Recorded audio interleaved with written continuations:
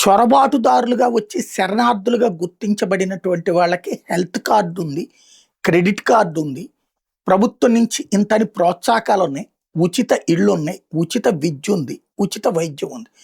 అదే బ్రిటన్‌లోనే పుట్టి, బ్రిటన్‌లోనే పెరుగుతున్నటువంటి వాళ్ళకి వాళ్ళు కష్టపడితే సంపాదించుకునేటటువంటి డబ్బులు తప్ప మరొకటి లేదు. ఆ డబ్బులతో వైద్య సదుపాయాలు అందిపుచ్చుకోలేకపోతున్నారు. విద్యా సదుపాయాలు అందిపుచ్చుకోలేకపోతున్నారు. ఆహార సదుపాయాలకే ఇబ్బంది పడాల్సిన పరిస్థితి వస్తుంది.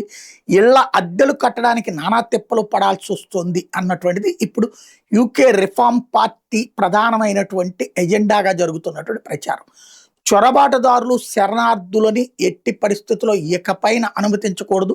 ఉన్నటువంటి వాళ్ళను కూడా వాళ్ళ దేశానికి డిపోర్ట్ చేయాలంటూ ఇస్తున్నటువంటి పిలుపులకి స్పందిస్తున్నటువంటి దేశభక్తులైనటువంటి పేట్రియాటిక్ మూమెంట్ క్రమక్రమంగా పెరుగుతోంది.